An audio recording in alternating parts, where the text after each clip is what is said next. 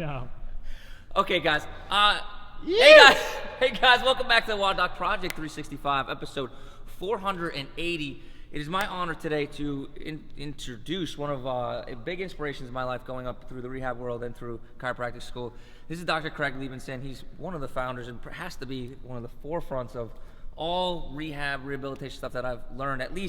He's at least the inspiration to even other people that have come as, after him, like, the great cooks and all those other guys. I really can't thank you enough for those words. Thank you. Holy even cow. coming on here. So anyway, we got talking back and forth. Of course, he knows that I like to do a bunch of CrossFit and stuff. And we talk about there's two major things that happen in CrossFit athletes. It's either they have problems in their shoulders or their hips, right? Because these are excessive areas of that get worked on a lot. Repetitive strains that happen all the time. Doesn't have to be traumatic injury. So talked about some hip stuff, right? And how the hip can become overloaded and start to have some type of aggravating pain. This happens with our squatting, our snatching, our cleans, our wall balls. All these things have the squatting type motion, even things like rope climbs and rowers. These are all hip flexion and driven by hip extension type movements. Even the bike, the Aerodyne nowadays, everything becomes very quad dominant. Everything becomes very squat dominant. So what is it that we can do for these athletes to kind of drive that hip extension or try to drive that hip pain or increase that hip pain or decrease that hip pain and increase that mobility or stability factor all in one? Got it. So it's like an inverse relationship. If we got a hip pain, probably there's something that's shutting off the function. Right. And if there's gluteal amnesia or quad dominance, if we're knee dominant or trunk dominant instead of hip dominant, if we're squatting more than we're deadlifting, then we want to do some resets to help activate that posterior chain. Does that make sense? Yeah, absolutely. It does. All right. So first thing we can do, if there's any not even problem, but if you just want to fast track, if you just want to get more out of your squat and just jettison it forward, one of the limiters that we find is problems with hip mobility and posterior chain facilitation. So one of the first things to look at, and everybody already knows about it, like a pigeon pose or figure four stretch. So let's go on your back and just lay on your back and just chest figure four on one side and then the other. So just bend your knee and just pull it up towards your chest. Good. And everybody's going to know, like on the foam roll or in the figure four stretch, if one side is tighter than the other, or pigeon pose and switch. And of course, a comprehensive examination.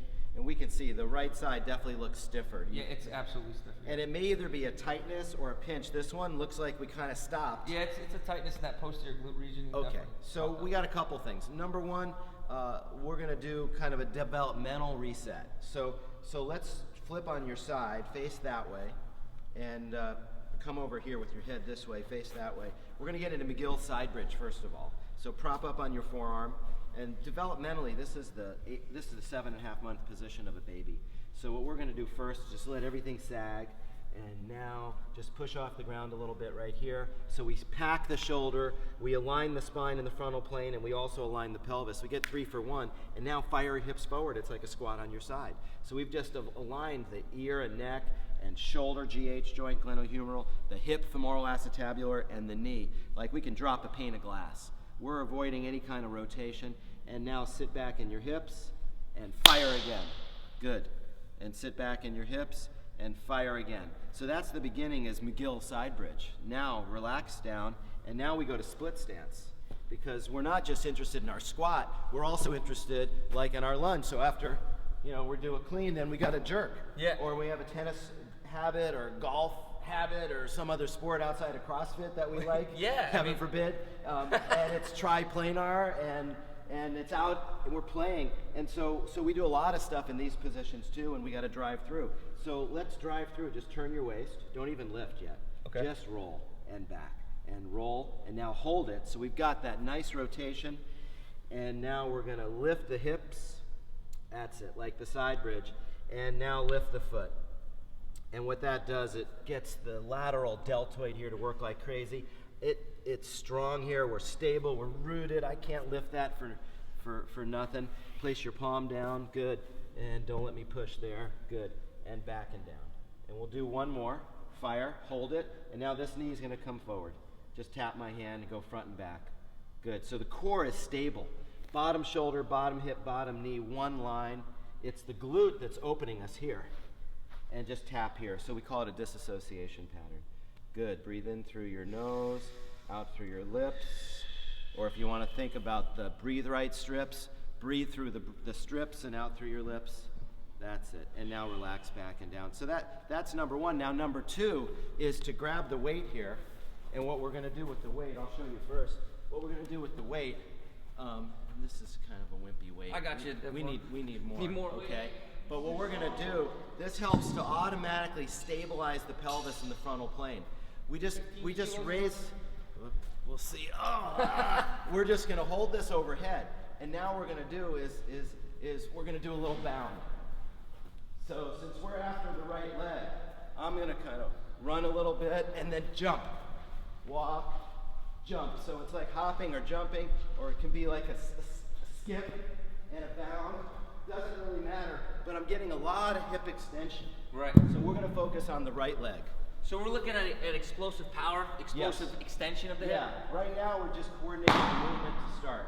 When we put the leg, or we put the weight over our head, could you explain how that, like, why does it, how does it? Yeah, it takes out the slack in the lumbodorsal fascia, the lats. So we're tensioning the system. So the guy wires now are creating rigging. Right. So we got co-contraction involuntarily. We're creating appropriate tension, so it's like a trampoline effect. Right. Wind in the sail, right? I Yeah, remember you reading gotta your book have and 360 degrees of stability in the guy wires around that sailboat. So when the wind comes, that sail fills up with air and the boat goes faster, skims faster than if you have a motor. Good. So that's the orientation. Now I want you to jump as high as you can. So now it's the real power. Good. As high as you can. Good. Now as far as you can. So we just use novelty and variability. That's it. Horizontal displacement like sports. Good. Come back. Vertical displacement. Good. All right. That's perfect. Good. So now just lay on your back. So always after the analysis and the assessment, then we're going to do some corrections and we're going to reassess. Just grab the leg and hug. And we can see the ease now, and it's just warmed up. Right. It's amazingly It's more potentiated. mobile, and we never did any type of stretching or any type of mobilization. We did all activation. We did all activation in congruent positions where the joints were all centrated throughout the kinetic chain, where we were creating uprighting, where we were packing the maximum number of joints, so the nervous system was just alive. Yeah. Okay, guys. Craig, I can't thank you so much.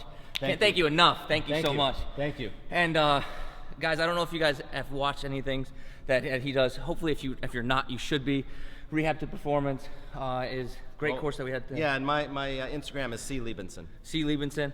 Hope this helps you guys. Until tomorrow, we are optimizing function to optimize performance. Thank you. Thank you again so much. Thank you.